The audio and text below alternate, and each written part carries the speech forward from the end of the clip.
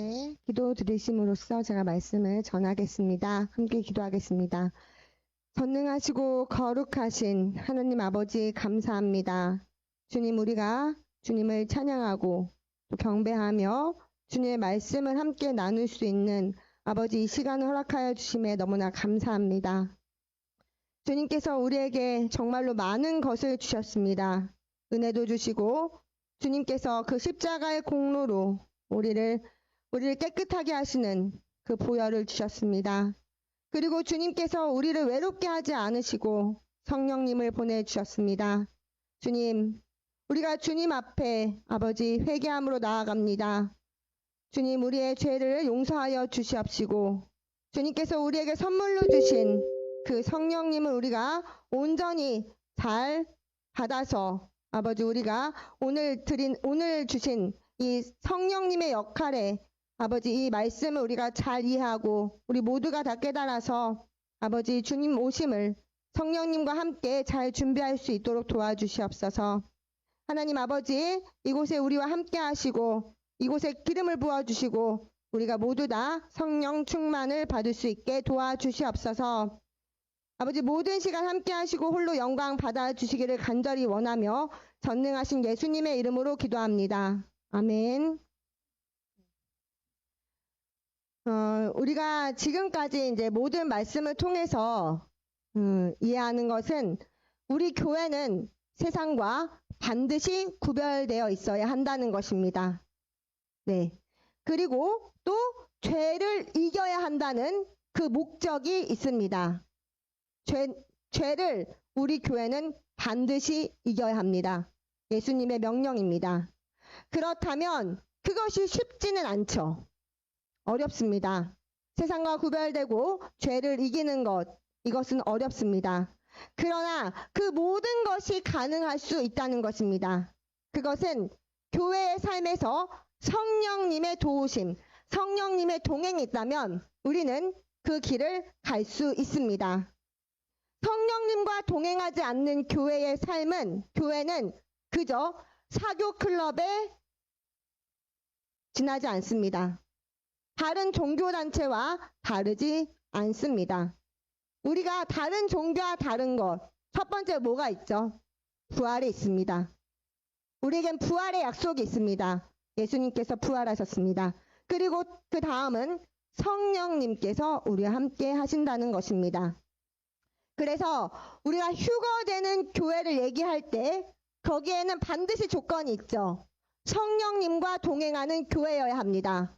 그래서 휴거가 일어나면 성령님과 함께 교회가 올라가게 됩니다. 교회만 이 땅을 떠나는 것이 아니라 성령님도 함께 이 땅을 떠난다고 합니다. 그리고 그 성령님께서 이제는 오직 요한계시록 11장의 두 증인과 함께 하십니다.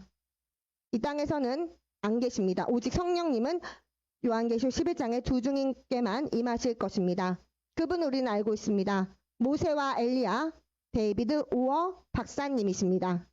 그래서 오늘은 휴거를 정말로 소망하는 우리 교회로서 성령님과 동행하고 있는가? 내가 지금 성령님과 정말로 동행하고 있는가를 한번 점검해 보자는 차원에서 선지자님께서 예전에 주셨던 말씀이에요. 성령님의 역할, 이것에 대해서 한번 알아보도록 하겠습니다. 기독교인의 구원에 있어서 성령님의 역할은 정말로 중요합니다. 특히 지금 이 성령님의 거대한 늦은비 영광이 교회를 방문하고 있는 지금은 성령님께서 교회에게 임하시는 그 이유에 대해서 우리가 아주 잘 이해하는 것이 중요합니다. 먼저 요한복음 1장 33절의 말씀을 보겠습니다. 나도 함께 읽겠습니다. 네. 나도 그를 알지 못하였으나 나를 보내어 물로 세례를 주라 하신 그이가 나에게 말씀하시되 성령이 내려서 누구 위에든지 머무는 것을 보거든 그가 곧 성령으로 세례를 베푸는 이인 줄 알라 하셨기에. 네, 성령을 세례를 베푼대요. 성령으로 세례를 베푸신다고 말씀하십니다. 네. 이거는 세례 요한이 말한 거예요. 나 자신은 세례 요한이 말하죠. 나는 그를 알지 못했으나 나를 보내서 물로 세례를 베풀라고 하신 그이가 나에게 말씀하셨다고 합니다. 그이가 누구죠? 바로 하나님 아버지이십니다. 아멘. 즉 세례 요한은 하나님의 보좌로부터 하나님 아버지로부터 왔다는 것을 말하는 것입니다. 놀라운 말씀이죠. 선자님께서 저는 하나님의 보좌에서 왔습니다 라고 말씀하실 때가 있어요. 이 세례 요한 역시 하나님의 보좌에서부터 왔다는 것을 여기서 말한 것입니다. 나는 하나님 아버지로부터 온 것입니다 라고 고백한 것입니다. 하나님 아버지께서 뭐라고 말씀하셨어요? 성령이 내려서 누구 위에든지 머무는 것을 보거든 이라고 말씀하셨습니다. 그리고 이제 예수님께 성령께서 비둘기 모양으로 내려오셨습니다. 거대한 비둘기가 요단강에서 예수님 머리 위에 머무셨습니다. 예수님을 완전히 덮으셨다고 합니다.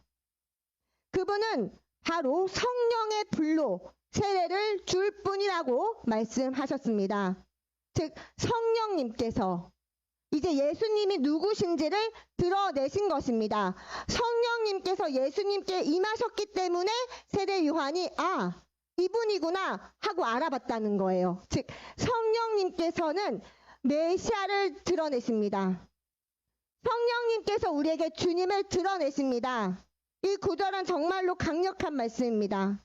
즉 성령께서 우리 교회들에게 오시기 전에 이미 이 세팅이 됐을 때부터 성령을 받은 사람의 특징을, 성령님께서 오시는 사람의 그 특징을 이렇게 정하셨다는 것입니다.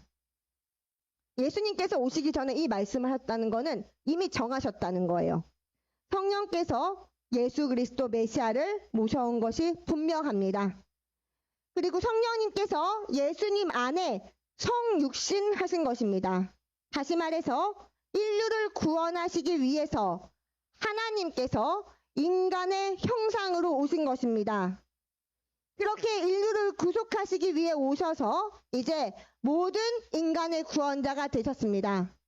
하나님께서 우리를 구원하시기 위해서 예수님 안에 오신 것은 즉 인간의 형상으로 오신 것을 의미합니다. 이해하시죠? 네.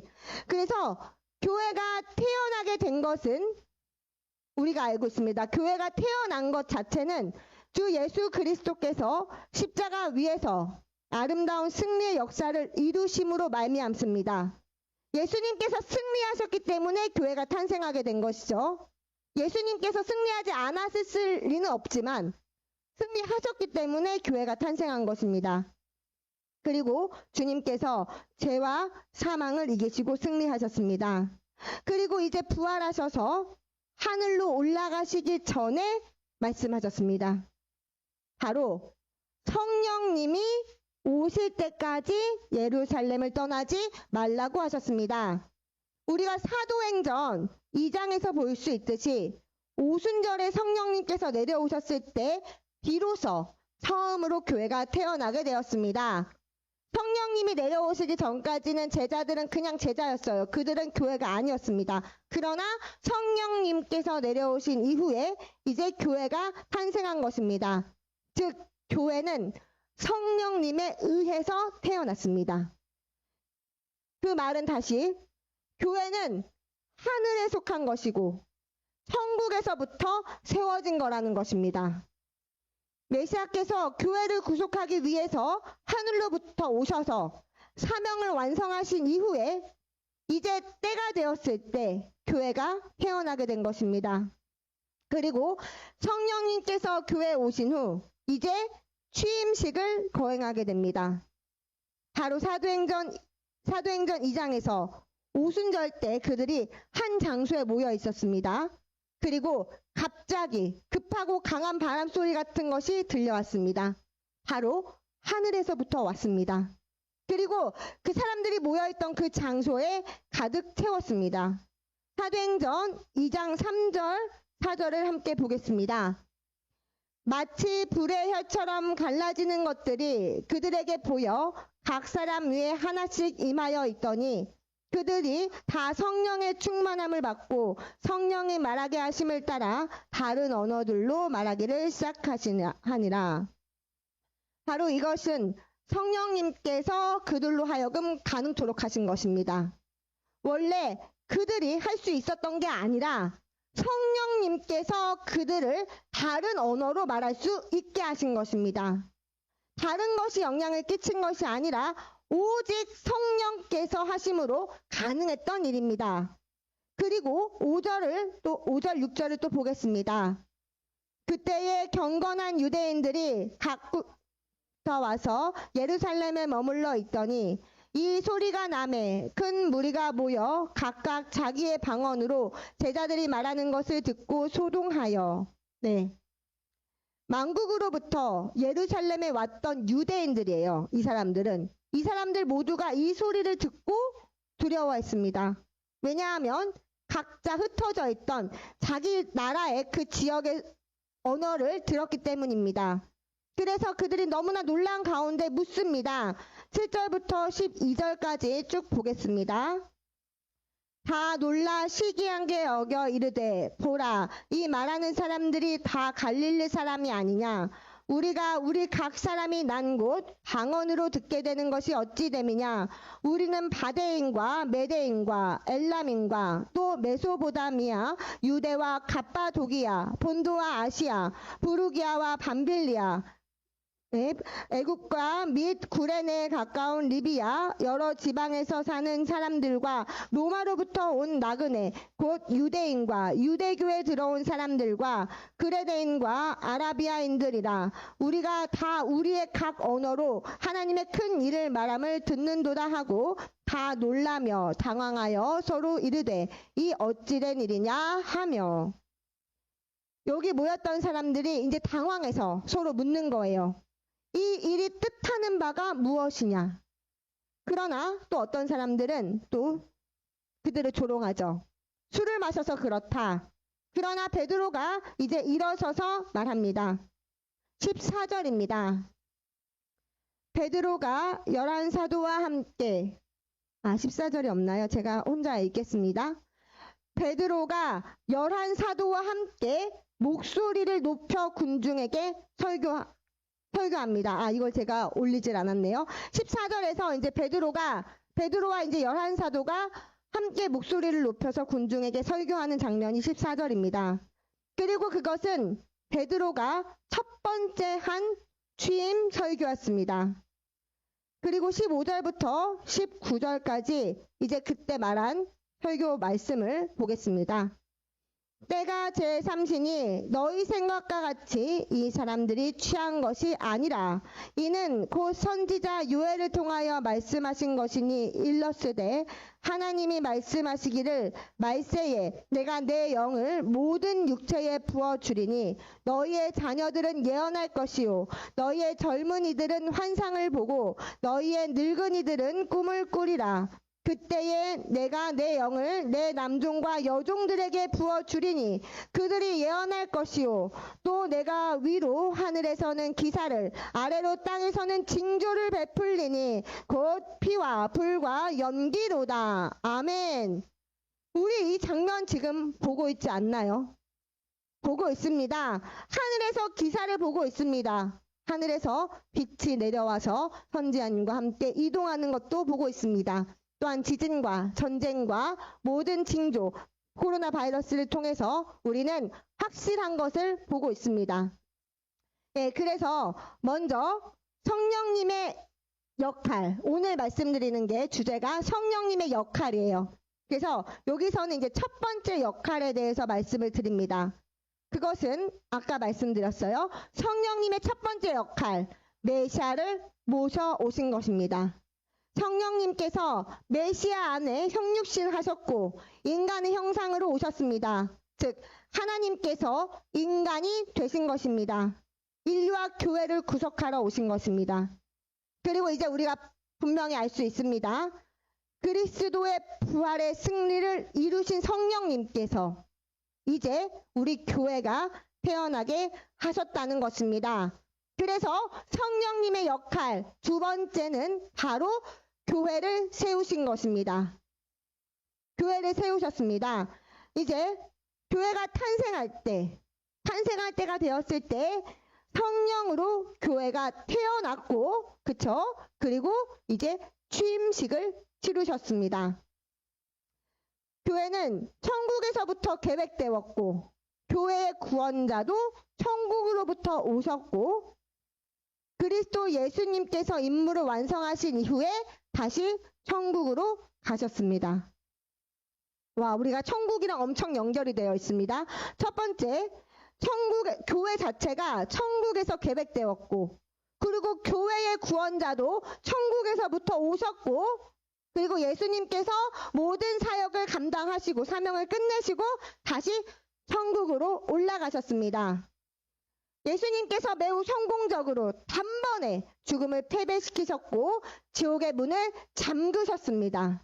그리고 다시 천국으로 가셨습니다. 사람을 구속하시는 계획과 디자인은 언제나 천국에서 계획되었고 천국에서 디자인되었습니다. 심지어 지금 이 두 번째 구원 사역도 모두 천국으로부터 디자인되었음을 알 수 있습니다. 이 말씀이 무슨 말씀일까요? 선자님께서 지금 오셔서 우리가 이 마지막 때 하는 이것이 두 번째 구원 사역이라고 말씀하셨어요. 첫 번째 구원 사역, 예수님께서 오시고 첫 번째 교회가 세워진 그때, 그리고 잠잠했죠. 그리고 지금 이 시간을 바로 두 번째 구원 사역이라고 말씀하십니다. 교회를 재건하기 위해서 지금 이 마지막 때 진행되는 것입니다. 이 두 번째 사역이라고 말씀하셨습니다. 분명히.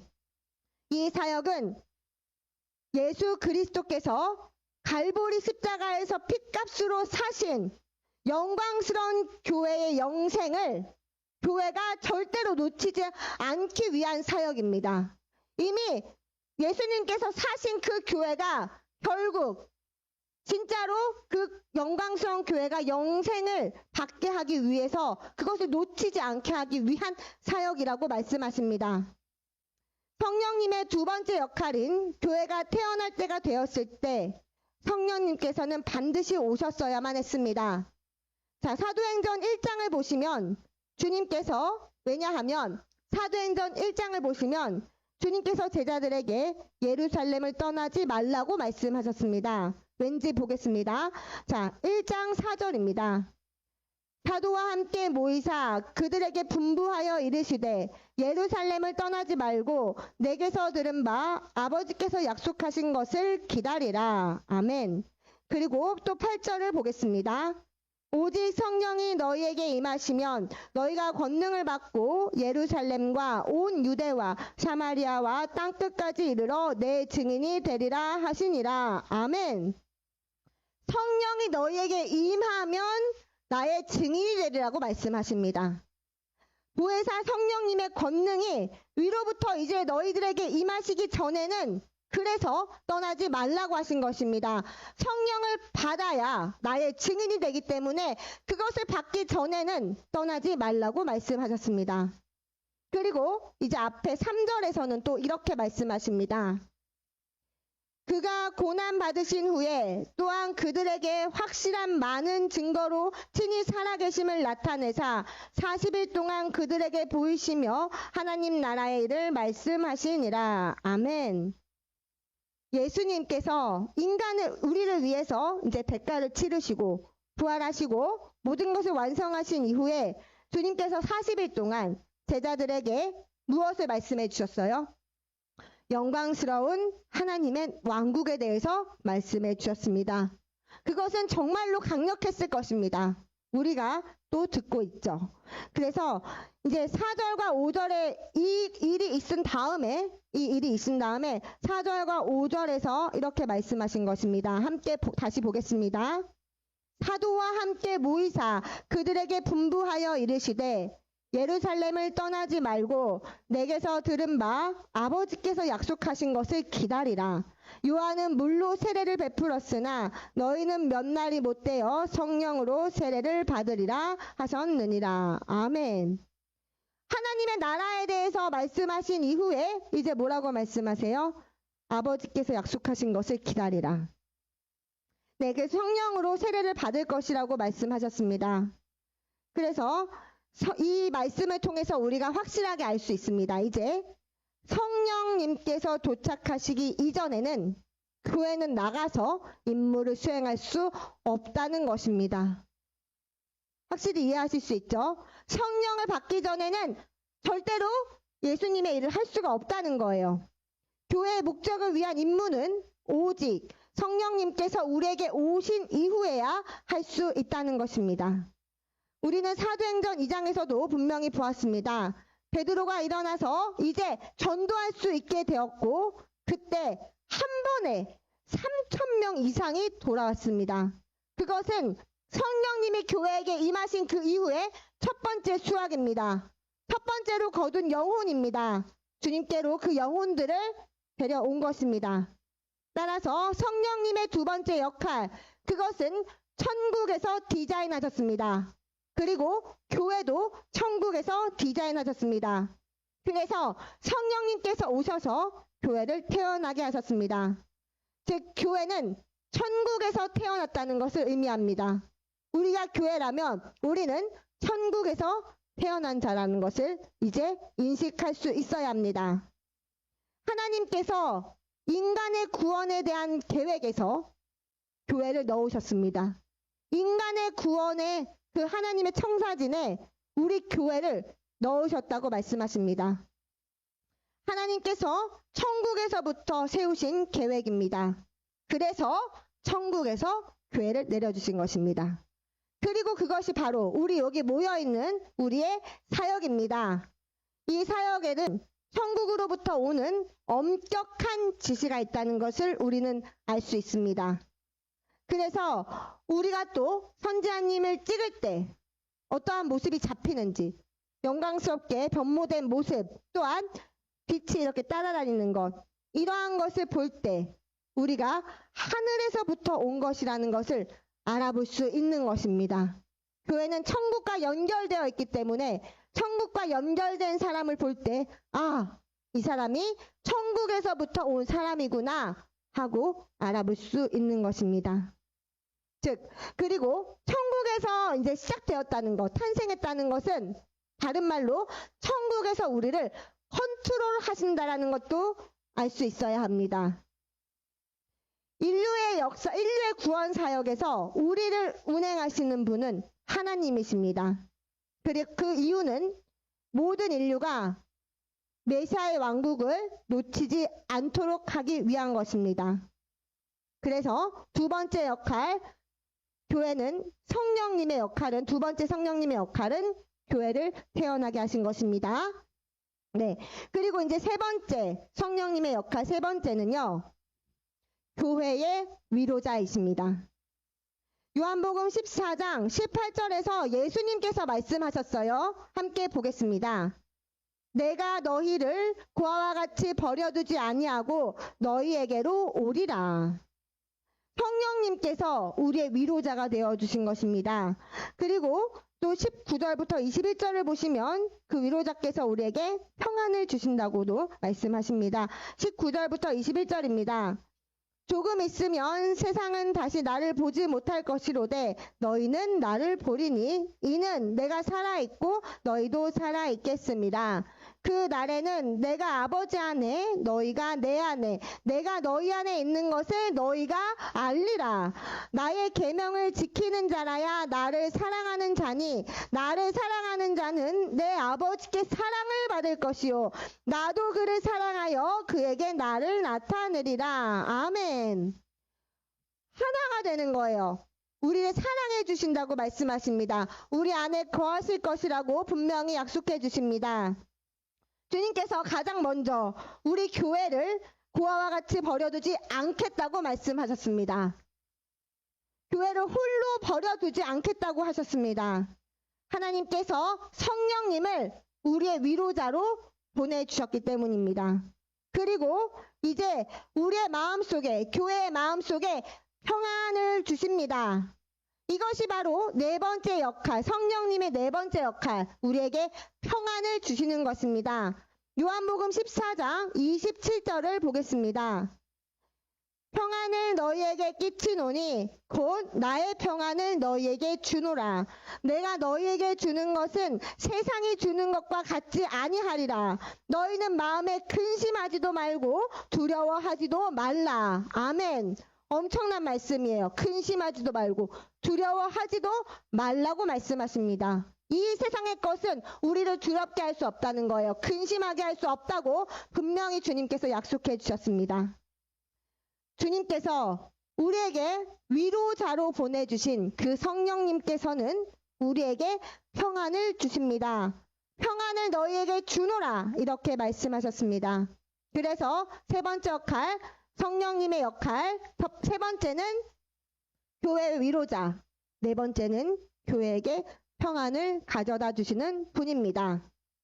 자, 그리고 이제 다섯 번째, 성령님의 다섯 번째 역할을 보겠습니다. 요한복음 14장 26절입니다. 보혜사 곧 아버지께서 내 이름으로 보내실 성령, 그가 너희에게 모든 것을 가르치고 내가 너희에게 말한 모든 것을 생각나게 하리라. 아멘. 다섯 번째 성령님께서는 임무자세요. 사명을 가지고 계신 것입니다. 여기서 분명히 말씀하시죠. 보혜사, 곧 아버지께서 내 이름으로 보내실 성령이십니다. 그가 우리에게 오시면 첫 번째, 모든 것을 가르치신대요. 어떤 것만 가르친다 하지 않으셨습니다. 모든 것을 가르쳐 주신다 하셨습니다. 그렇다면 하나님께 모든 것이라고 하면 우리가 생각하는 모든 것뿐만이 아닌 거죠. 하나님께 모든 것입니다. 엄청난 것입니다. 그리고 너희에게 말한 모든 것도 생각나게 하신다고 하십니다.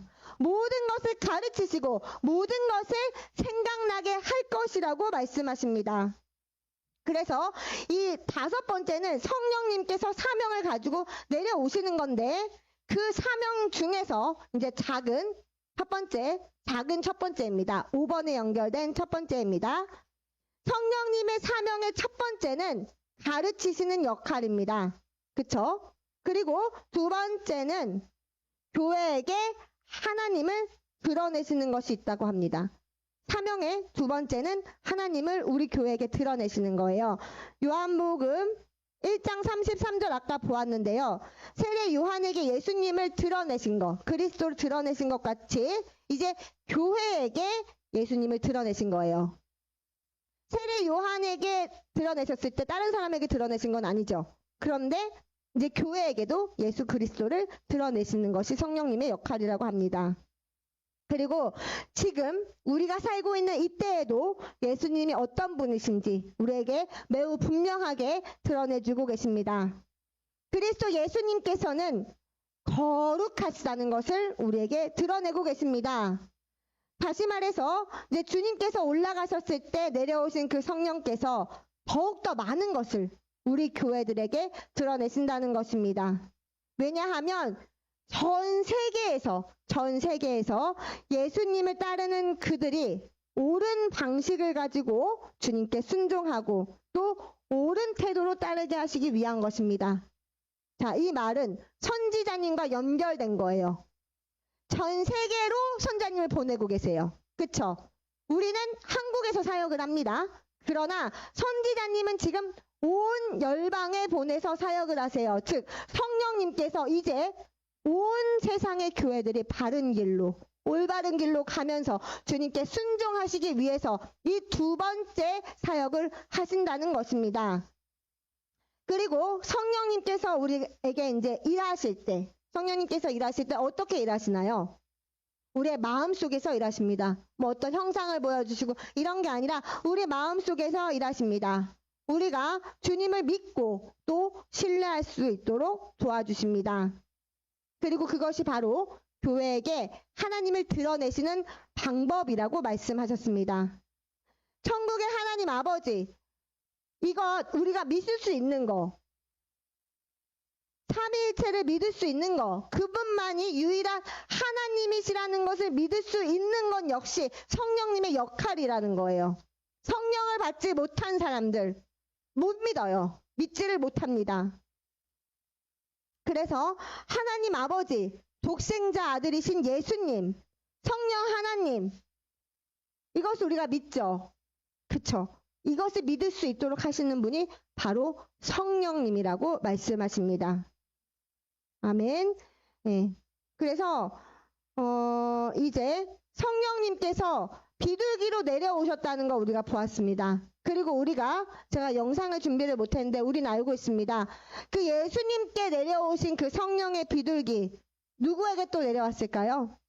네, 데이비드 원장님께서 사역하실 때 그 성령의 비둘기가 실제로 이렇게 앉았다 가시는 것이 영상에 그대로 남아 있습니다. 그것은 다른 것이 아니에요. 성령으로 세례를 주는 자이다. 하나님의 마지막 사역을 위해 온 그이다. 이것을 설명하시는 것입니다. 다른 것이 아닙니다. 그의 말을 들으라. 그가 너에게 성령을 베푸는 자이다. 라는 것을 우리에게 분명하게 하나님께서 말씀해 주신 것입니다. 그래서 이제 성령님께서 교회에 오시면 가르치시는 것을 하십니다. 그리고 이제 우리 마음속에서 일하십니다.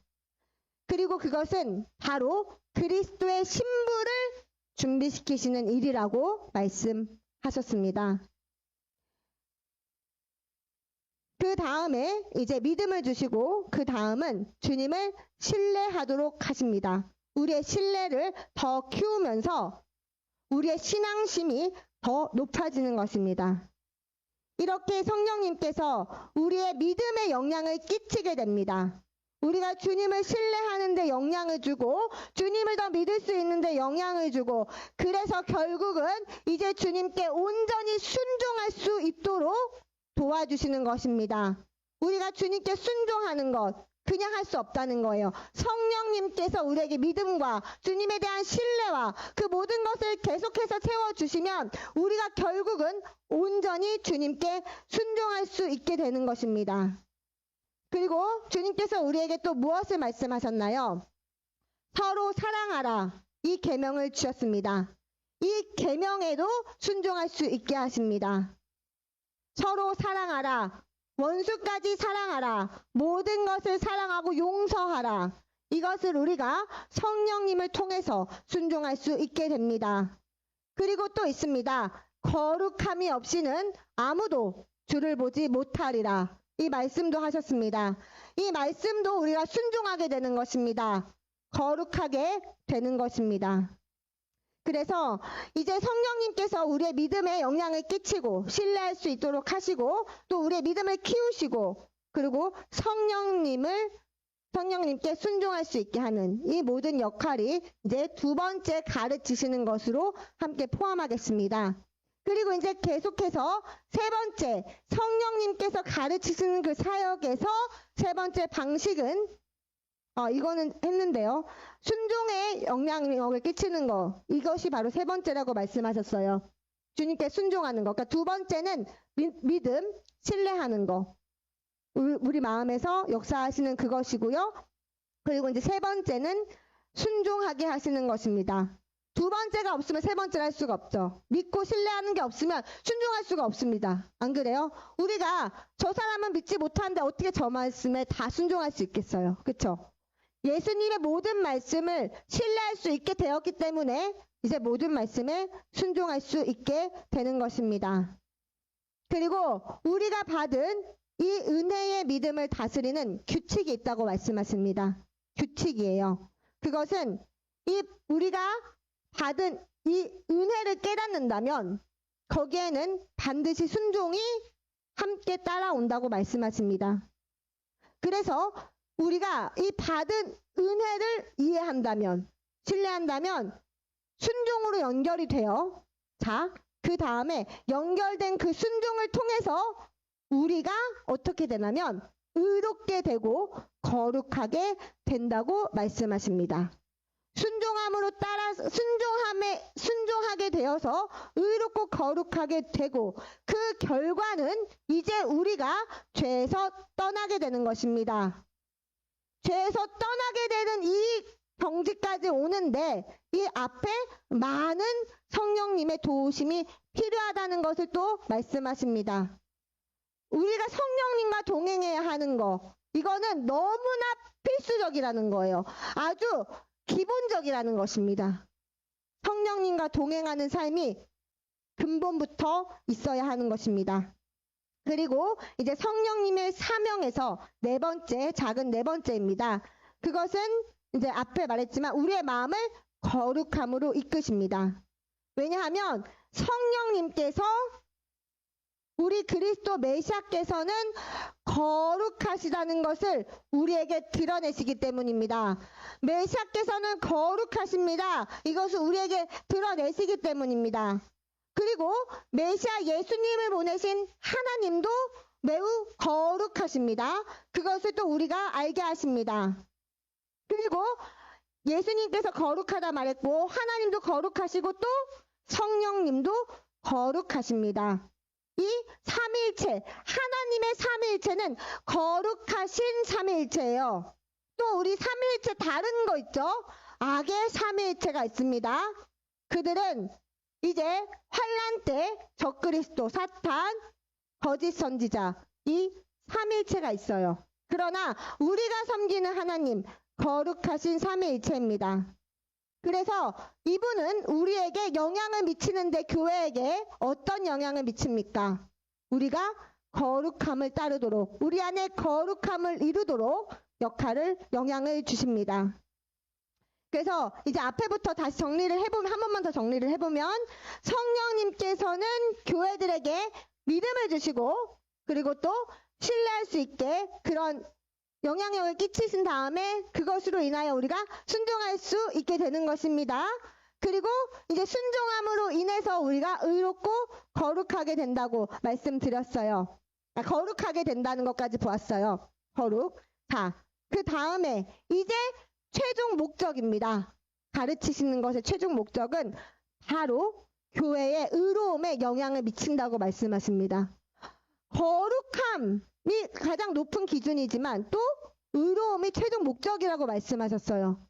왜냐하면 우리가 거룩하게 사는 것, 근데 의로운 게 더 높다고 하시네요. 그리고 우리가 새 예루살렘에서도 이렇게 말씀하시잖아요.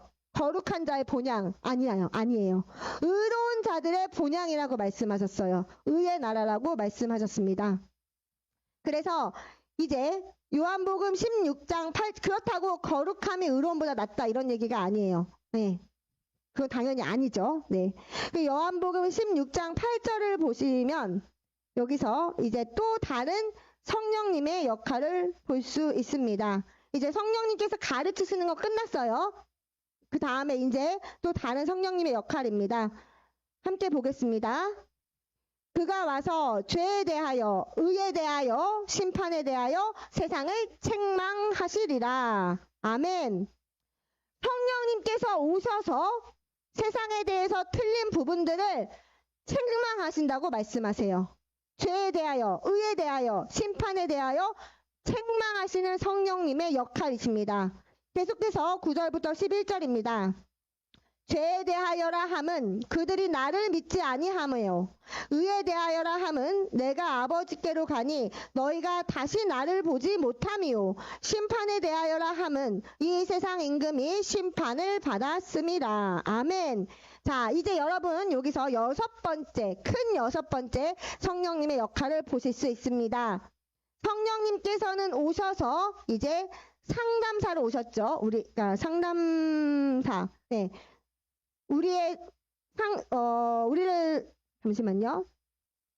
네. 여기서 상담사라고 말씀하셨어요. 성령님께서 우리에게 상담사로 오셔서 이제 사람들에게 죄를 깨닫게 하시고 자, 죄를 깨닫게 하시는 거 이거 굉장히 강력한 거예요. 그렇지 않나요? 죄를 회개하고 싶어도 죄를 깨닫지 못하기 때문에 그 죄를 회개할 수가 없거든요. 그렇잖아요. 그래서 우리가 모든 죄를 회개하니 용서해 주세요라고 고백은 하지만 그 일일이 다 원래는 우리가 고백을 하고 회개를 해야 돼요. 근데 그러지 못해요. 왜냐? 내가 그게 죄인지를 깨닫지 못하기 때문입니다. 그런데 성령님께서는 이렇게 우리에게 죄에 대해서 가르쳐 주신다고 하세요. 그래서 요한복음 16장 아까 8절에서 이제 죄를 깨닫게 하시는 사역을 성령님께서 하신다고 하셨는데 어떻게 사람이 죄를 깨닫게 하실까요? 먼저 이제 사람이 죄를 깨닫게 하고 죄에 대한 인식을 갖도록 하시는 그 이유를 먼저 볼게요. 왜 죄를 깨닫게 하셔야 하는지.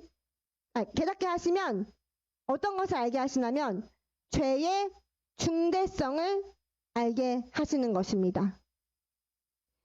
그 죄에 대한 인식을 더 크게 우리에게 깨닫게 하신다는 거예요. 예를 들면 뭐 이렇게 누구를 작은 거를 가지고 뭐 이렇게 거짓말 했다 해봐요. 그러면 이 성령님이 역사를 안 해주시면 뭐 그거 그냥 뭐 그럴 수도 있지 뭐 살면서 뭐 다 그러지 이럴 수 있는데, 성령님이 우리에게 죄를 깨닫게 하시는 그 역할을 하시면 이 조그만 죄가 엄청 크게 우리에게 작동을 한다는 거예요. 그래서 그 죄의 중대성을 우리가 깨닫게 됩니다. 이 작은 죄 하나만 가지고도 나는 지옥에 떨어질 수 있구나. 이것을 깨닫게 하신다는 거예요. 그래서 우리에게 중대성을 가지고 오세요. 이거는 우리 스스로 하는 게 아니에요. 성령님께서 오셨을 때 이렇게 된다는 거예요. 그래서 성령님께서 교회에게 죄에 대해서 깨닫게 하십니다. 죄의 중대성을 깨닫게 하십니다. 그래서 큰 인식을 갖게 하셔서 이것은 죄다 알게 하시고, 죄를 깨달았기 때문에 이제 반대편인 의로움에 서도록 하십니다. 주님께서 우리에게 알려주세요. 죄와 사악함, 악함, 죄, 이거는 한쪽에 있어요. 이쪽에 있다. 그리고 이제 그 다른 편에 무엇이 있느냐? 의로움과 거룩함이 있다는 것을 우리에게 알려주십니다. 이 두 가지를 우리에게 구별하게 하시는 것, 죄를 깨닫고 그 반대편에 의로움과 거룩함이 있다는 것을 깨닫게 하시는 그 목적은 뭐냐면 회개로 인도하시기 위한 것입니다. 죽어라, 너 죄인이니까 죽어, 이게 아니에요. 이 죄가 너무나 끔찍하고 이걸로 나 정말 끝장날 수 있겠구나 라는 두려움을 주셔서 결국 어디로 인도하세요? 회개로 인도하신다는 것입니다.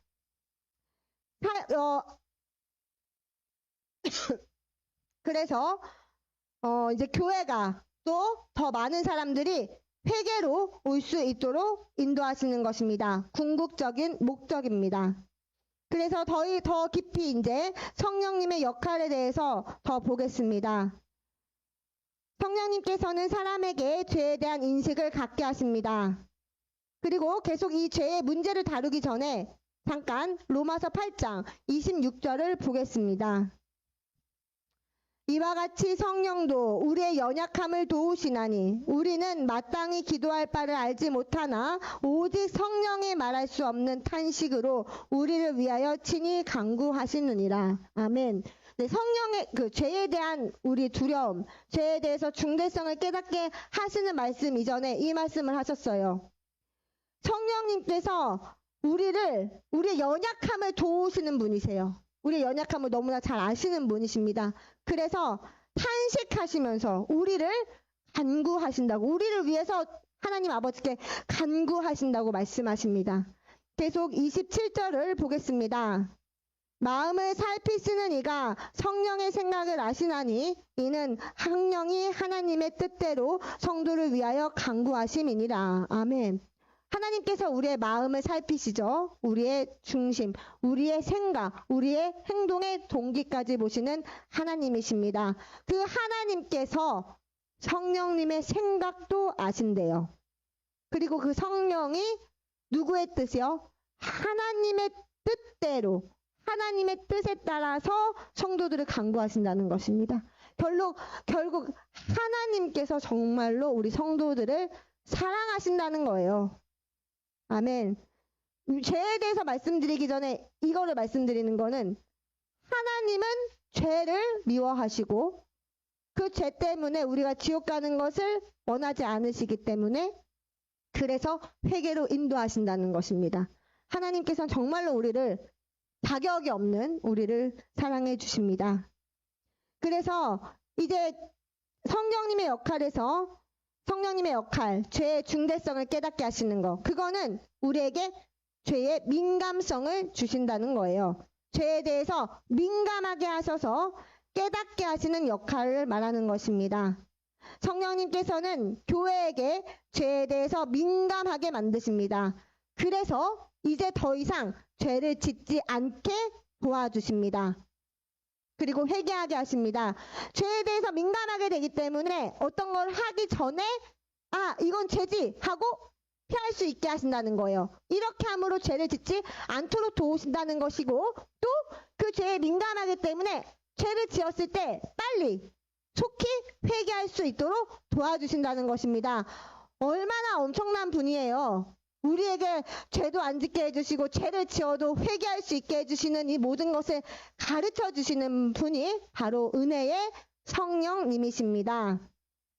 네, 그래서 이거는 읽지 않을 건데요. 갈라디아서 5장 16절부터 26절을 보시면 이 성령님께서 이렇게 우리를 도우심으로 어떤 걸 하시냐면 교회에게 성령의 열매를 맺게 하십니다.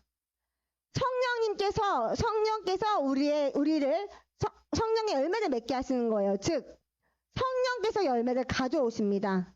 그것은 교회에게 선물을 가져오신 것입니다. 우리에게 선물을 주신 거예요. 그게 바로 열매예요. 성령님 자체가 거대한 선물이고 또 우리에게 선물로 열매까지 맺게 해주십니다. 예수님께서 공생의 기간 동안에 이 성령님에 대해서 계속 말씀하셨어요. 그리고 그 성령님께서 이제 예수님께서 가시고 우리 교회에게 거대한 선물로 오셨습니다. 하나님께서 계속 말씀하셨어요. 교회에게 선물을 보내리라. 그래서 지금까지 받은 모든 것 중에서 성령님이 우리 인류에게는 가장 위대한 선물입니다. 성령님께서는 모든 인류의 마음에서 일하십니다. 구약에서는 한 지정된 사람들, 하나님께서 특별하게 하신 찍은 사람에게만 성령님이 임하셨어요.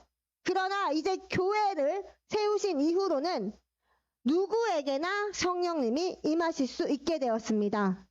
우리가 회개하고 예수님을 영접하면 모든 사람에게는 성령님을 부어주신다는 것입니다. 아멘. 그래서 성령님이 우리 인류에게 가장 큰 선물이 됩니다. 그리고 성령님의 역할 7번째를 보겠습니다. 데살로니가 후서 2장 6절부터 7절을 먼저 보겠습니다.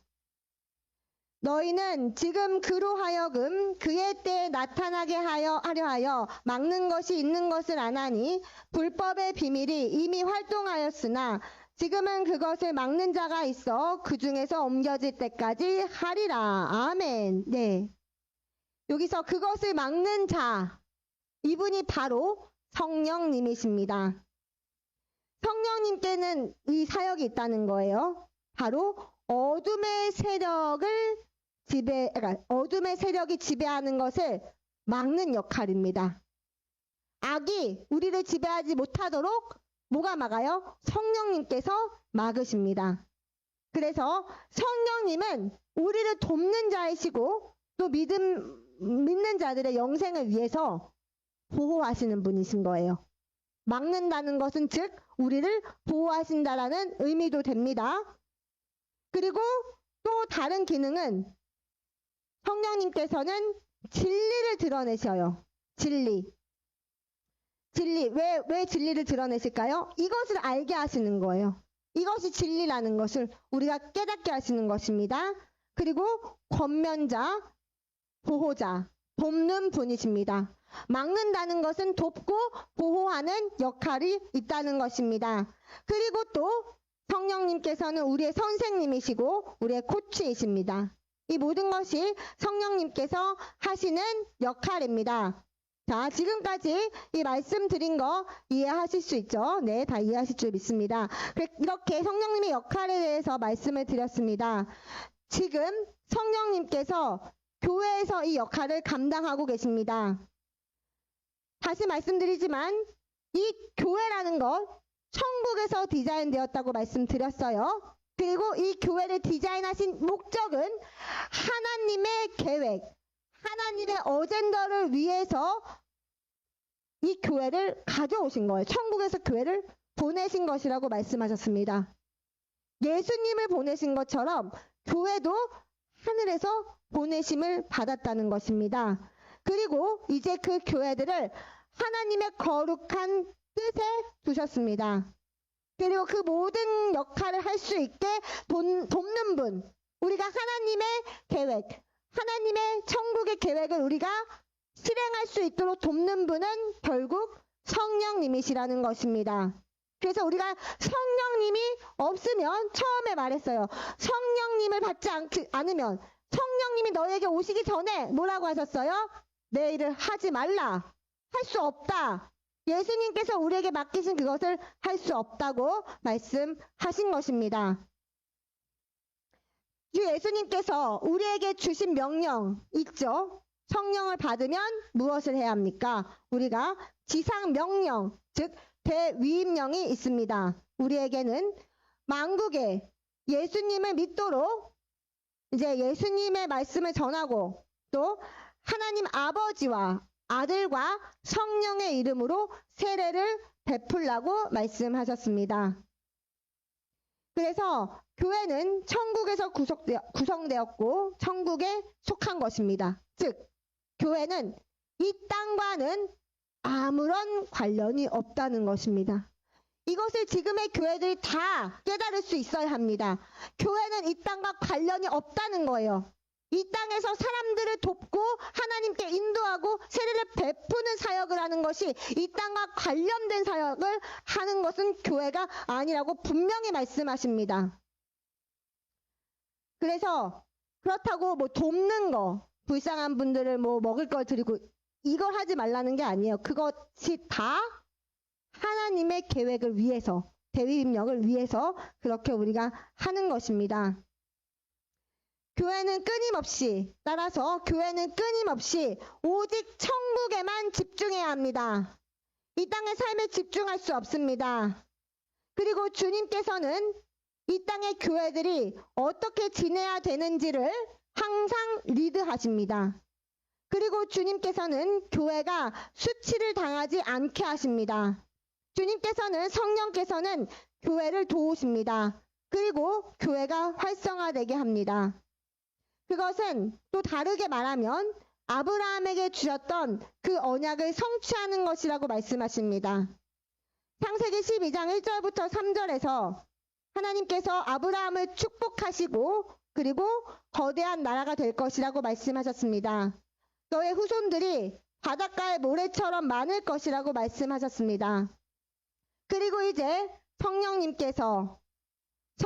통해서 땅의 모든 민족과 나라를 복 주실 것이라고 말씀하신 것과 또 같은 것입니다. 그 축복이 바로 그리스도이십니다. 그래서 예수님의 사명은 이스라엘의 영광 가운데 가져오신 구원입니다. 아브라함, 이삭, 요한이 아니죠. 죄송해요. 야곱, 이스라엘. 그래서 예수님의 사명, 예수님의 사역은 이스라엘의 영광 가운데 가져오신 구원이라고 말씀하십니다. 그리고 이제 성령님의 사역에 있어서 또 다른 중요한 역할을 보겠습니다. 이것은 아까 했는데 죄에 대해서 깨닫게 하시는 분이 성령님이라고 말씀을 드렸죠. 아까 요한복음 16장 8절에서 더 읽지는 않겠습니다. 그래서 이제 성령님께서 오시면 세상의 죄의식을 느끼도록 세상을 책망하실 것입니다. 세상에게 죄에 대해서 알려주실 것이고 또 의로움에 대해서 알려줄 것이고, 그렇다면 즉 올바른 마음에 대해서 알려주신다는 것입니다. 주님과 함께 똑바로 서는 것에 대해서 알려주시는 것입니다. 이것이 바로 의에 대해서라고 말씀하십니다. 주님과 함께 올바르게 똑바로 서 있는 것이 의에 대해서 알려주시는 것이라고 말씀하십니다. 그리고 심판에 대해서 알게 하실 것입니다. 의에 대하여 지금 정리해드렸어요. 예수님과 올바르게 잘 서 있는 것이 의에 대해서라고 분명히 말씀하셨습니다. 그리고 심판에 대하여 알게 하실 것입니다. 자, 잠깐만요. 그러면 의에 대해서, 우리가 세상에서 말하는 의로움, 세상에서 우리가 의인들을 말하잖아요. 예를 들면 누구를 위해서 대신 죽고 희생을 당하고 어떠한 좋은 일을 하는 사람들을 세상적으로는 의로운 자라고 얘기해요. 의인들이라고 얘기합니다. 그러나 하나님께서는 뭐라고 말씀하세요? 정확하게 예수님과 함께 서 있는 자. 예수님과 거룩하게 올바르게 잘 서 있는 그것이 바로 의라고 말씀하십니다. 예수님이 빠진 선한 행실, 의가 아니에요. 예수님과 함께 의로운 행위를 해야 하는 것입니다. 예. 자, 그래서 이렇게 하나님께서 죄의식을 느끼게 하시는 목적이 무엇일까요? 이거 아까 말씀드렸습니다. 바로 회개를 이끄시기 위한 것이라고 말씀드렸습니다. 죄에 대해서 나는 도저히 안 돼. 나는 이 죄를 포기할 수가 없어. 난 죄인이야. 그러니 난 자격 없어. 그리고 포기하라는 게 아니에요. 그 죄를 깨달을 때 그냥 엎드려서 주님, 제가 잘못했습니다. 제가 정말 죽일 죄인입니다. 제가 정말 주님 앞에 부끄럽습니다. 제가 주님 앞에 고개를 들 수가 없습니다. 정말 제가 죄인입니다. 주님 용서해 주십시오. 회개합니다. 이 길로 오라고 이 죄를 깨닫게 하시는 것이라고 말씀하십니다. 우리를 버리지 않으시는 하나님이십니다.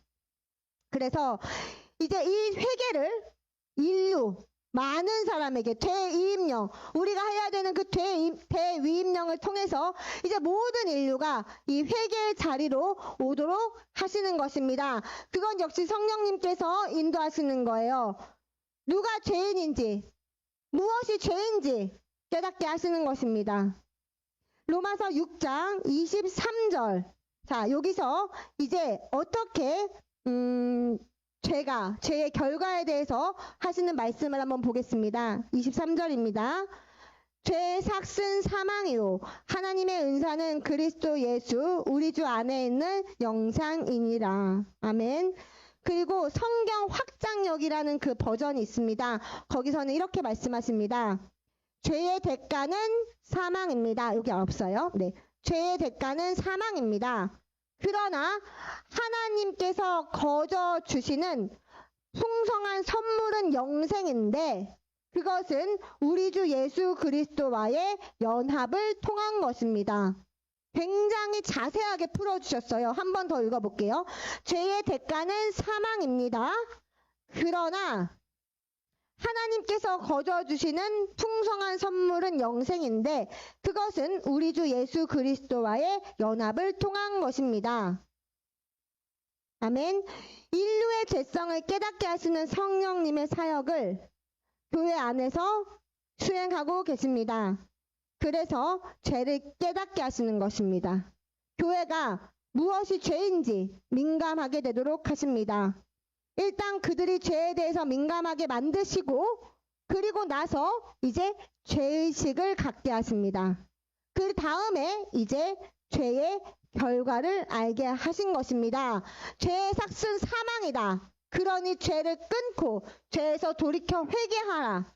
그러면 하나님께서 주신 그 풍성한 선물, 그걸 너에게 줄 것인데 그것은 영생이다. 예수님과 함께하는 영생이다. 네, 그래서 성령님의 역할, 분명히 죄에 알게 하시고 치명성을 깨닫게 하십니다. 그리고 죄의 대가는 사망이라는 것을 알려주십니다. 그리고 또 죄의식이라는 것은 자신이 잘못했었다는 것을 자기가 잘못을 저질렀다고 느끼는 마음을 가져오신다는 거예요. 죄의식이라는 것은 내가 잘못했다는 것을 느끼는 그것이거든요. 그것을 성령님께서 가져오신대요. 그러니까 우리가 성령님과 동행하면 동행할수록 성령님과 우리의 동행이 타이트하면 타이트할수록 이것은 죄구나. 내가 이거는 잘못했던 거라는 것을 더 많이 깨달을 수 있게 해주신다는 거예요. 이게 죄가 아니라고 생각했지만 성령님과 가까이 지내면 지낼수록 성령님과 가까이 동행하면 할수록 그 죄의식의 마음을 더 느끼게 하신다고 하십니다. 네, 그래서 에베소서 5장 5절을 보겠습니다. 너희도 정녕 이것을 알거니와 음행하는 자나 더러운 자나 탐하는 자 곧 우상숭배자는 다 그리스도와 하나님 나라에서 기업을 얻지 못하리니. 아멘. 네, 또 성령님께서 이제 이것을 우리에게 알게 하십니다. 너희는 확실히 알아야 할지니 음행을 하는 그 누구라도 음행을 하는 자 그리고 그것을 또한 부정한 거나 깨끗하지 못한 자 삶에서 네? 음행하는 자나 더러운 자 그쵸? 삶에서 부정하고 깨끗하지 못한 자 또는 탐하는 자 욕심 부리는 자 다른 사람의 재산이나 그런 것에 탐욕을 부리는 거 이 땅의 재물에 욕망을 부리는 거 그래서 이득을 탐하는 자 그런 자들이 뭐래요? 실은 우상숭배자라고 말씀하십니다. 음행하는 자, 더러운 자, 탐하는 자는 바로 우상숭배라고 말씀하셨어요. 그래서 그러면 그 우상숭배하는 자, 그들은 어떻게 돼요? 하나님의 유업을 받지 못합니다. 분명히 말씀하십니다. 이렇게 하는 사람들은 절대로 유업을 받지 못할 것이다. 어떠한 유업도 받지 못한다는 것입니다. 그래서 이런 방식으로 성령님께서는 이제 우리에게 결과를 가져오십니다. 결산을 가져오십니다. 아까는 죄의 삭은 사망이라고 말씀드렸습니다. 그것을 통해서 죄의 심각성을 보았고요. 그리고 우리가 이제 죄의식을 통해서 이러한 것은 절대 하나님 나라에 들어갈 수 없고 하나님의 유업을 받을 수 없다는 것도 우리에게 알게 하시는 것입니다. 그리고 이제 심판에 대해서 알게 하시는 것, 그것이죠. 죄의 대가, 이것도 사망, 심판, 그 죄의 결과, 심판은 바로 이런 것이라는 것을 우리에게 말씀해 주시는 것입니다. 하나님의 나라의 유업을 받지 못한다는 것, 이것은 또 다른 말로 무엇일까요? 아멘, 지옥으로 간다는 것입니다. 성령님께서 사람의 마음속에서 일하심에 따라 죄가 무엇인지 알게 하시고 그리고 죄에 대해서 민감하게 하시며 죄의식을 갖게 하시고 그리고 이후에 결산, 즉 죄에 대해 하나님께서 가져오시는 그 심판은 결국 그는 천국에 들어갈 수 없게 하실 거라는 것을 알게 하시는 것입니다. 시편 9편 17절을 함께 보겠습니다. 사악한 자들은 지옥으로 돌아가고 하나님을 잊어버리는 모든 민족들도 그리하되 성령님께서 매우 분명하게 말씀하고 계십니다. 네, 근데 우리는 사실 이런 말씀을 듣는 것을 정말로 복이라고 생각하셔야 돼요. 저도 이 말씀을 정리하면서 다시 한번 이렇게 보면서 진짜 감사하다. 내가 이러한 말씀을 다시 볼 수 있게 깨닫게 해주시는 하나님께 정말로 감사했습니다. 그래서 우리에게 항상 말씀하시죠. 복된 여러분, 복받으신 여러분. 네, 그래서 복되신 여러분, 죄에 대해서는 분명히 결산이 있다고 말씀하십니다. 죄에 대한 심판이 있다고 말씀하십니다. 그리고 이러한 정보, 이러한 깨달음, 이러한 결과를 알게 하시는 것이 바로 성령님께서 우리 교회들에게 가져오신 것입니다. 성령님의 역할입니다.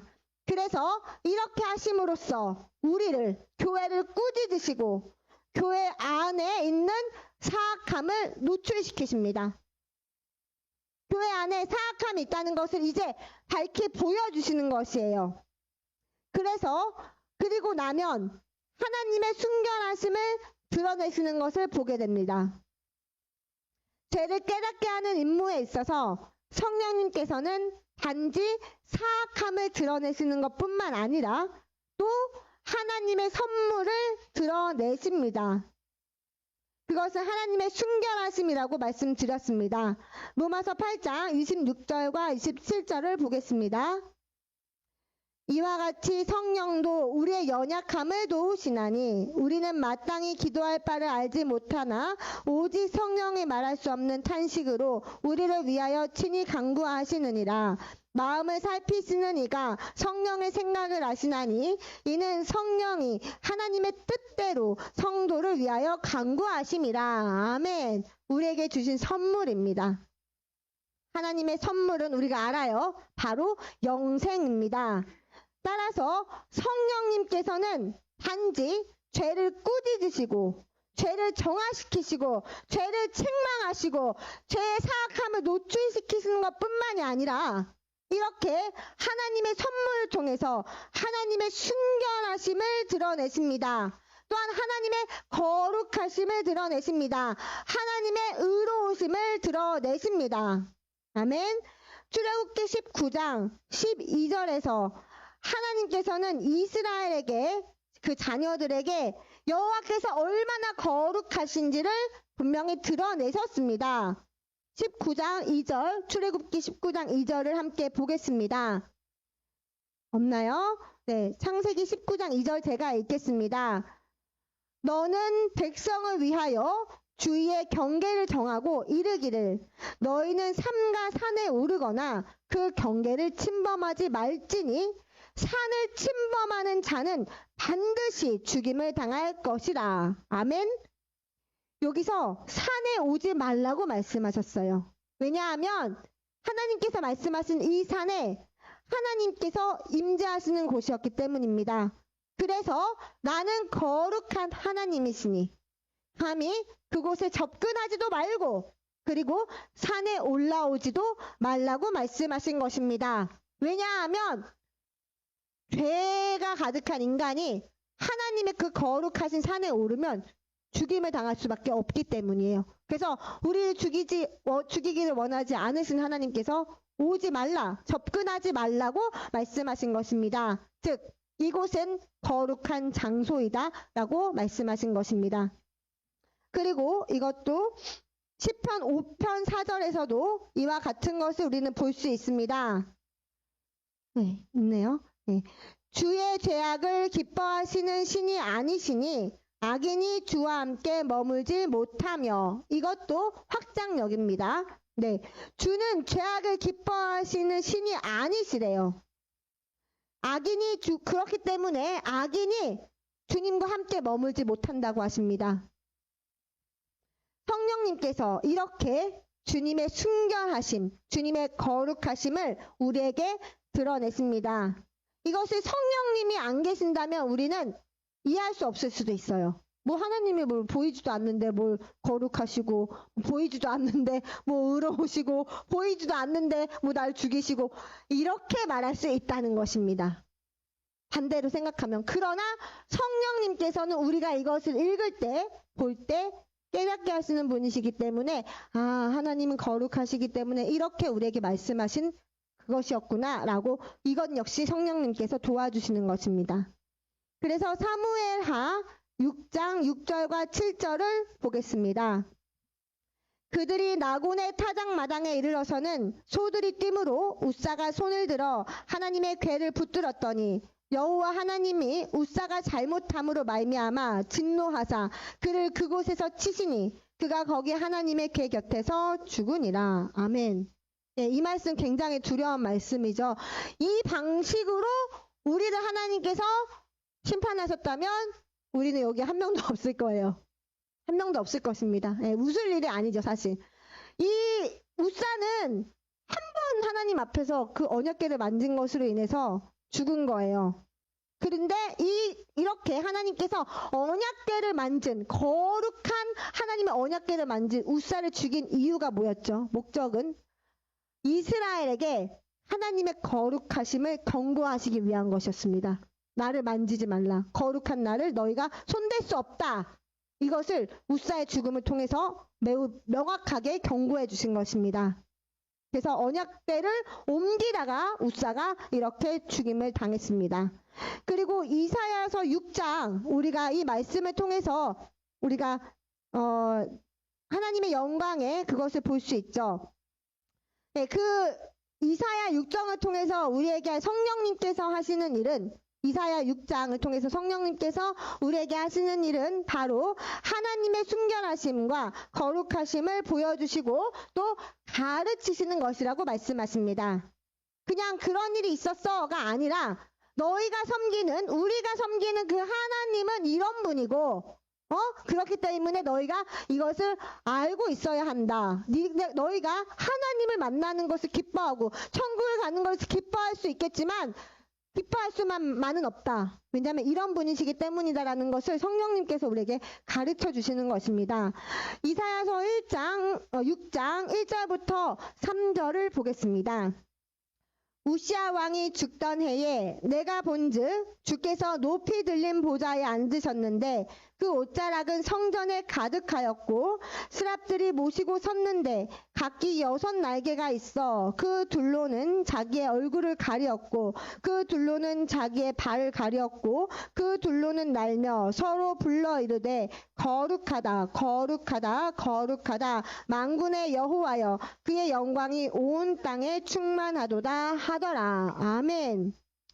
여기서 말씀하시는 것은 주님의 놀라운 거룩하심입니다. 3번 거룩하시다고 이 거룩한 천사들이 창화하여 우리 죄인인 인간이 창화하는 게 아니라 하나님의 거룩한 천사들이 하나님의 3번 거룩하시다는 것을 찬양하는 것입니다. 그리고 이것을 우리가 깨닫게 하시는 거. 아, 하나님은 그렇게 거룩하신 분이시구나라는 것을 깨닫게 하는 것도 성령님의 역할이십니다. 즉 성령님께서는 우리에게 하나님의 거룩하심을 드러내십니다. 4절부터 5절 또 보겠습니다. 이같이 화답하는 자의 소리로 말미암아 문지방의 터가 요동하며 성전의 연기가 충만한지라. 그때 내가 말하되 화로다 나여 망하게 되었도다. 나는 입술이 부정한 사람이요 나는 입술이 부정한 백성 중에 거주하면서 만군의 여호와이신 왕을 베었음이로다 하였더라. 아멘. 자, 5절은 우리에게 매우 도움이 되는 구절입니다. 5절에서 하나님의 거룩하심을 그대로 드러내셨기 때문입니다. 이것은 어떤 말이냐면 성령님의 역할 중에서 죄를 깨닫게 하시는 그 사역 안에는 또 하나님의 놀라우신 거룩하심을 보여주시는 것도 포함됩니다. 우리가 죄를 깨닫게 하시는 그 안에 역할 안에 하나님의 거룩하심을 보여주시는 것도 포함된다고 말씀하세요. 왜냐하면 여기서 이사야가 말해요. 내게 화루다. 내가 망하게 되었도다. 이 말은 즉 인간의 죄성, 이러한 방식으로 이사야가 이제 죄성에 대해서 깨닫게 된 것이에요. 인간의 가득한 죄성에 대해서 깨닫게 하시고 보여주시고 그 다음에 하나님의 거룩하심을 보여주시는 것입니다. 이사야는 이 장면에서 제대로 서 있지도 못했다고 합니다. 언약궤가 놓여있는 그 하나님의 보좌 앞, 현존하시는 그 하나님을 배웠을 때 거룩한 선지자 이사야는 완전히 무너졌다고 합니다. 그것은 주님께서 이것은 이제 선지자님께서 하신 말씀이기 때문에 이 말씀이 들어있었는데 제가 이걸 넣었는데 치유 집회 하시기 전에 선지자님께서 치유 집회를 행하시기 전에 항상 이 보좌로 가신다고 말씀하십니다. 그래서 우리에게 말씀하시잖아요. 제가 하나님의 보좌실에 가서 생명나무 잎을 받아왔습니다.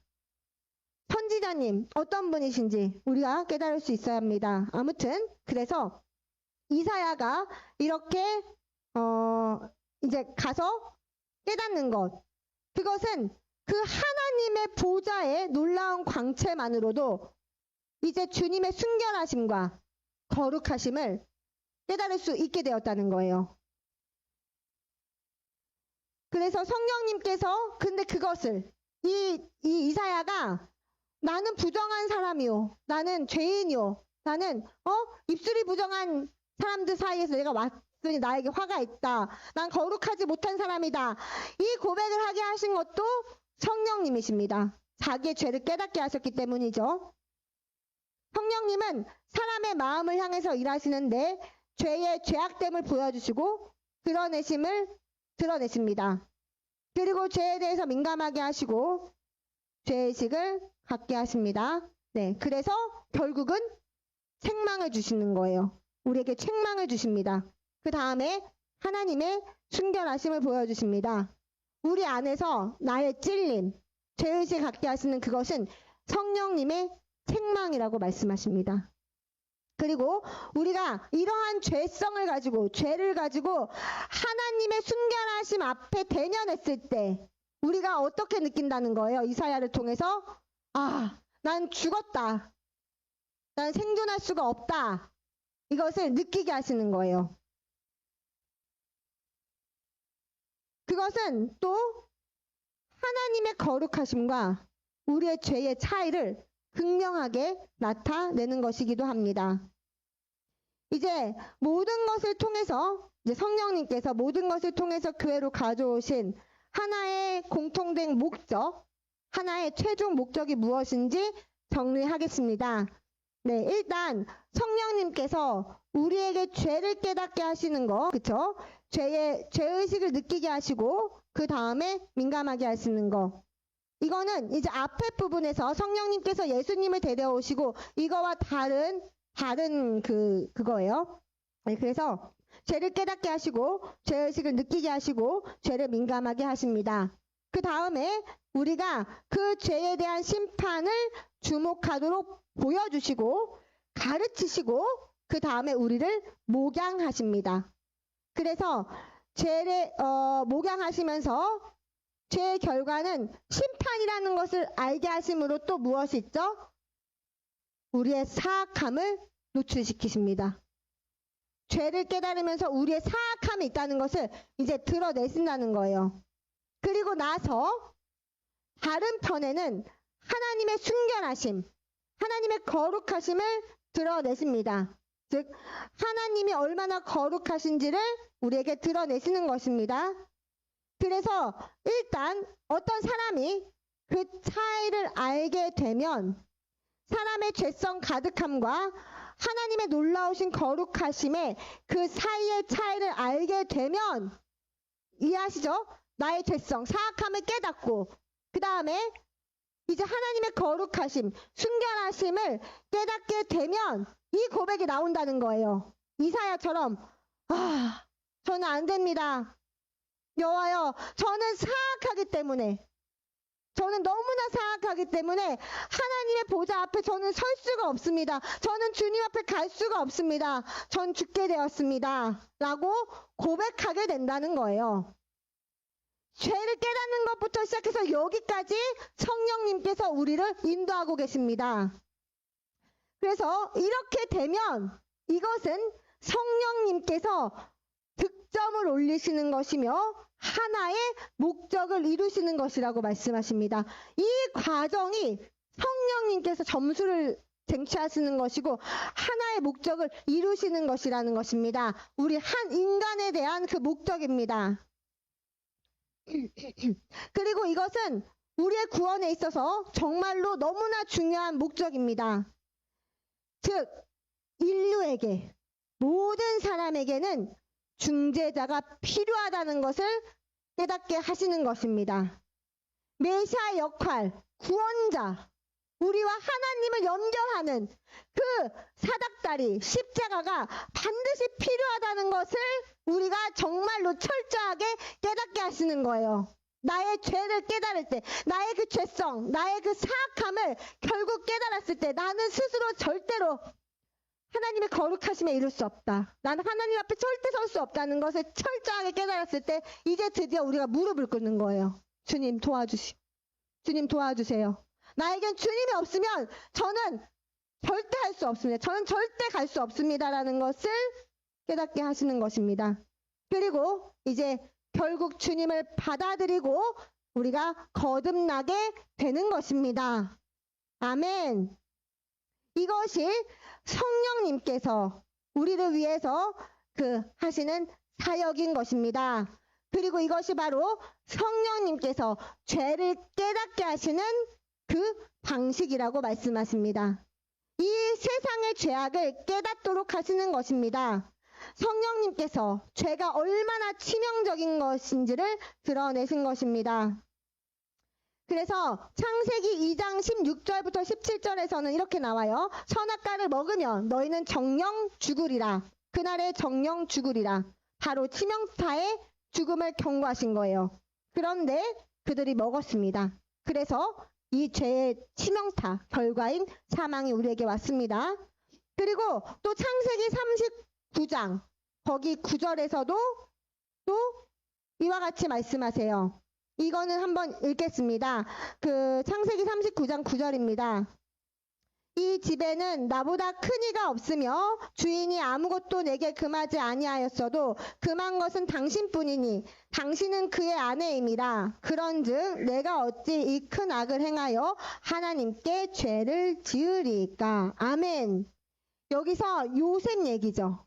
요셉이 이제 자기를 주인 아내가 꼬셨을 때 함께 동침하자 했을 때 이 고백을 한 거예요. 요셉은 죄를 두려워한 사람입니다. 그래서 여기 끝에 부분에서 이게 너무 중요하죠. 그런즉 내가 어찌 이 큰 악을 행하여 하나님께 죄를 지으리까. 요셉은 하나님 앞에 죄를 짓는 걸 굉장히 두려워했습니다. 그런데 아담과 하와는 실패했습니다. 그래서 죽음이 왔습니다. 그리고 이제 창세기 39장 9절을 말씀드린 것은 우리가 밝게 볼 수 있도록, 밝은 쪽을 볼 수 있도록 일깨우기 위해서 주신 말씀이었습니다. 즉 죄에 민감하게 되도록 하기 위한 것입니다.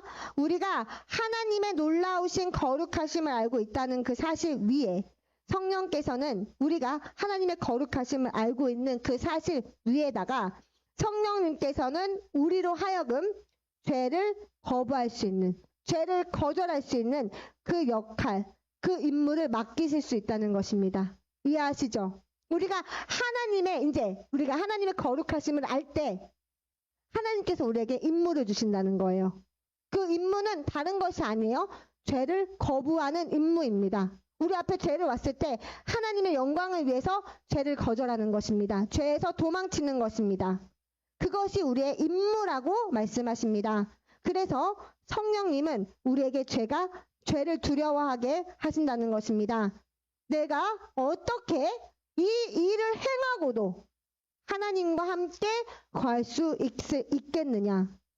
내가 어찌 이 일을 하고 나의 창조주, 천국의 거룩하신 하나님 여호와 앞에 내가 나타날 수 있다고 생각할 수 있겠는가? 이러한 생각을 넣어주신다는 것입니다. 나는 거기 설 수 없다. 라는 것을 스스로 깨닫게 해주신다는 거예요. 그래서 결국 어떻게 돼요?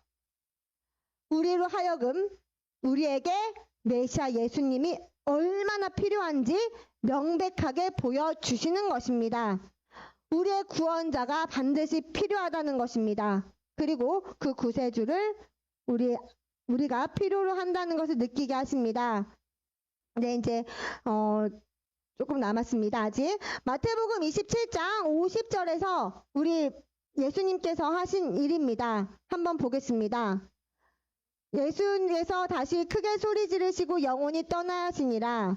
이에 성소휘장이 위로부터 아래까지 찢어져 둘이 되고 땅이 진동하며 바위가 터지고. 자, 이제 우리 예수님, 우리의 중보자이신, 우리의 메시아이신 예수님께서 하신 그 사역입니다. 어떻게 하신 거예요? 이제 지성소 휘장을 찢으셨어요.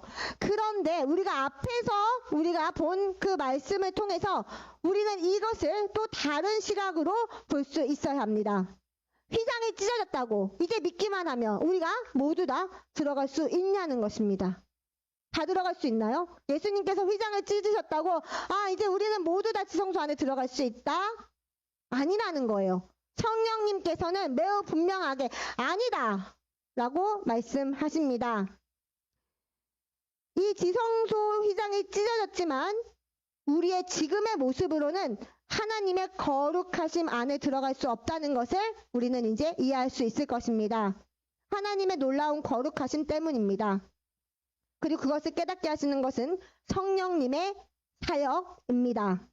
우리는 아직 지금 지성소에 들어갈 수 없습니다. 하나님의 현존 앞으로 들어갈 수 없습니다. 따라서 우리에게는 반드시 중재자가 필요합니다. 그 중재자께서 휘장을 찢으셨습니다. 그리고 사람을 받아들이셨습니다. 인류를 받아들였습니다. 이건 역시도 성령님께서 우리에게 깨닫게 해주신 것입니다. 이 휘장이 찢어진 것이 우리 인류가 이제 예수님 지성소에 들어갈 수 있다라는 것을 깨닫게 하신 것조차도 성령님의 역할이라고 말씀하십니다. 그리고 그 다음에 이제 메시아가 필요하다는 것이죠. 그렇다면 우리가 이제 휘장 안으로 들어갈 수 있으면 어떻게 하면 들어갈 수 있을까요? 회개를 통해서 거룩함을 이루고 그리고 중재자이신 예수님과 함께 들어갈 수 있다는 결론이 나는 것입니다. 네, 아멘. 이것이 우리 성령님께서 우리에게 알려주신 것입니다. 그리고 이제 히브리서 4장 12절을 보겠습니다. 하나님의 말씀은 살아있고 활력이 있어 좌우의 날선 어떤 검보다도 예리하여 혼과 연과 및 관절과 골수를 찔러 쪼개기까지 하며 또 마음의 생각과 뜻을 판단하나니. 하나님의 말씀은 살아있고 양날이 달린 어떤 검보다 예리하다고 말씀하십니다. 그래서 우리의 죽을 혼과 생명의 호흡인 영혼을 찔러서 둘로 나누고 관절과 골수, 이것은 우리의 본성을 의미합니다. 그 가장 깊은 곳까지 하나님께서 역사하신다는 것입니다. 즉 우리의 마음의 생각과 의도를 노출시키시고 골라서 선별하시고 분석하시고 판별하십니다. 이런 것을 통해서 죄를 노출시키십니다. 죄를 드러내십니다. 이것은 우리가 죄를 깨닫게 하시는 하나님의 방법이에요. 지금 4장 12절은 하나님께서 우리가 죄를 깨닫게 하시는 그 방법으로 이렇게 하신다고 말씀하십니다. 그리고 이제 사도행전 17장 30절과 31절을 보겠습니다. 우리에게 하시는 말씀입니다. 알지 못하던 시대에는 하나님이 간과하셨거니와 이제는 어디든지 사람에게 다 명하사 회개하라 하셨으니. 네. 자, 여기서 주님께서는 우리가 아직 알지 못했을 때는 간과하셨대요. 주셨다는 것입니다. 용인해 주셨다는 것입니다. 그러나 이제 깨닫게 하신다는 거예요. 깨달으면 너희는 회개하라. 더 나은 쪽으로 마음을 바꾸고 그리고 진심으로 이제 회개해서 고치라는 거예요. 이제 정말로 두려워 떨면서 죄를 떠나라는 것입니다. 그것은 성령님의 목표, 성령님의 목적, 회개로 연결하시는 것입니다. 회개가 바로 성령님의 사역의 궁극적인 목적이라고 말씀드렸습니다. 우리가 입으로만 회개하는 것이 아니라 성령님의 역할로서, 성령님의 도우심으로써, 우리가 성령님의 동행하심으로써 우리가 깨닫는 죄는 더 깊다는 것입니다. 훨씬 더 깊게 됩니다. 우리가 모든 죄에 대해서 민감하게 되기 때문입니다. 그래서 31절입니다. 이는 정하신 사랑으로 하여금 천하를 공의로 심판할 날을 작정하시고 이에 그를 죽은 자 가운데서 다시 살리신 것으로 모든 사람에게 믿을 만한 증거를 주셨음이니라 하니라. 아멘. 여기서 말씀하시는 정하신 분 바로 메시아 예수님이십니다. 바로 주님께서 우리가 심판의 날을 주목하게 하시고 그래서 회개하라고 말씀해 주시는 것입니다. 회개하라. 메시아께서 오신다. 이것은 성령님의 사역이십니다. 죄를 깨닫게 하는 것, 죄를 자각하게 하는 것, 그것 바로 성령님께서 교회 안에서 수행하고 계시는 사역입니다. 그리고 이제 교회를 통해서 전 세계에서 땅 위에 있는 인류의 모든 죄를 유죄로 선고하시는 것입니다. 그리고 하나님의 거룩하심에 대해서 말씀하신 것입니다. 요한복음 6장 44절에서 이렇게 말씀하십니다. 나를 보내신 아버지께서 이끌지 아니하시면 아무도 내게 올 수 없으니 오는 그를 내가 마지막 날에 다시 살리리라. 아멘. 아무도 내게 올 수 있는 능력이 없다는 거예요. 그 누구도 자신의 의지로 하나님께 올 수 있는 사람은 없다고 말씀하십니다. 예수님을 보내신 그 하나님 아버지께서 어떤 사람을 끌리게 하시고 그를 데려오셔서 이제 그 안에 하나님께 오고자 하는 그 마음을 주시지 않는 이상은 아무도 올 수 없다는 것입니다. 하나님께서 그 사람에게 내가 저곳으로 가야지, 그 마음을 넣어주지 않으시면 올 수 없다는 말씀이세요. 자, 그 다음에 뭐라고 말씀하시죠? 그러면 내가 마지막 날에 그를 죽음에서 살리리라. 이것은 또 어떤 의미인가 하면 성령님의 사역이 매우 중심적인 위치에 놓여 있다는 것을 의미합니다. 우리 마음 안에 보내시는 분이 아까 누구라고 했죠? 성령님이라고 말씀드렸어요. 즉 성령님을 받은 거죠. 이 말씀은 성령님을 받은 거예요. 성령님을 받았는데 그와 함께 동행하지 않으면 결국 마지막 날에 다시 살림을 받지 못한다는 것입니다. 그래서 성령님께서는 우리의 구원에 있어서 가장 중심에 놓여져 있다는 것입니다. 인간에게 보내진 하나님의 구속 사역에 큰 틀이 있어서 그 구원의 청사진에 있어서 핵심적인 위치는 바로 성령님이시라는 것입니다. 그래서 우리 교회는 반드시 성령님과 동행해야 합니다. 성령님이 없이는 아무도 하나님 앞에 올 수 없다는 것입니다. 그리고 그 성령님께서 오셨다면, 내 안에 오셨다면 그분의 역할, 그분을 확인할 수 있는 거, 아, 내가 그분과 함께 있구나라는 것을 우리가 깨달을 수 있는 방법, 죄를 깨닫는 것이라고 말씀하십니다. 그리고 죄성을 확인시켜 주신다고 하십니다. 그것을 깨닫지 못하는 자, 내가 죄인임을 깨닫지 못하는 자는 즉 성령님과 동행하지 않는다는 거예요. 또 어떻게 말하면 그런 사람들이 있어요. 나는 예수님을 영접했고 성령과 동행한다 라고 하는 분들 중에 회개하라고 하면 나는 회개할 게 없어요. 나는 회개할 게 없는데 이 말을 하는 것 자체가 성령님과 동행하지 않는다는 것을 자기 입으로 고백하는 거예요. 왜냐하면 분명히 오늘 말씀에서 정리해서 말씀하셨어요. 성령님과 동행하면 죄를 깨닫서 회개하게 하시는데 그게 끝이 아니에요. 나의 사악함을 드러내신다고 하셨어요. 우리의 사악함을. 그 다음에 뭐로 연결돼요? 하나님의 거룩하심과 순결하심을 알게 되고, 그래서 우리가 하나님의 그 보좌를 알게 될 때 나는 절대로 결단코 혼자 그 앞에 갈 수 없다는 것을 깨닫는다는 거예요. 나는 죄가 없어요. 나는 회개할 게 없어요. 라고 하는 사람은 나는 지금도 하나님 앞에 갈 수 있어요. 라고 말하는 거거든요. 그건 성령님께서 주시는 생각이 아니라는 것이죠. 성령님이 계신다면 난 죽었습니다. 나는 죽었습니다. 이 고백이 나와야 한다는 거예요. 이사야와 같은. 그래서 이제 하나님의 거룩하심 안에 가는 것은 중재자가 필요하다는 것을 확실히 깨닫게 되는 것입니다. 이것이 바로 성령님의 역할입니다.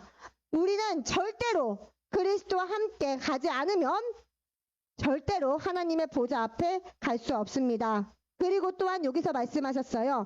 성령님이 안 계시면 우리는 구원을 받을 수도 없고 영생을 받을 수도 없다는 것입니다.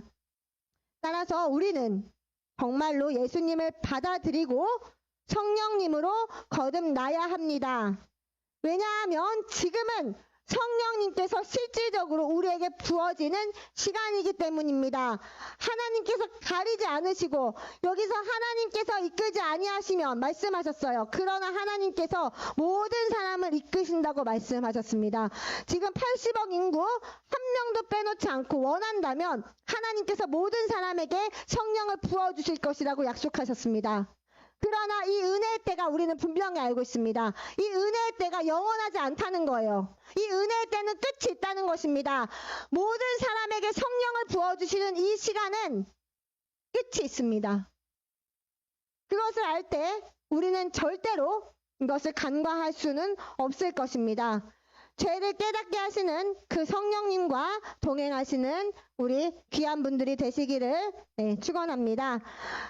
오늘 이제 이 말씀을 들으시고 또 예수님을 영접하기 원하시는 분들은 이 영접 기도를 따라하시기 바랍니다. 존귀하신 주 예수님, 저는 오늘 모든 죄를 회개하고 죄에서 돌이킵니다. 주 예수님, 저를 위해 갈보리 십자가에서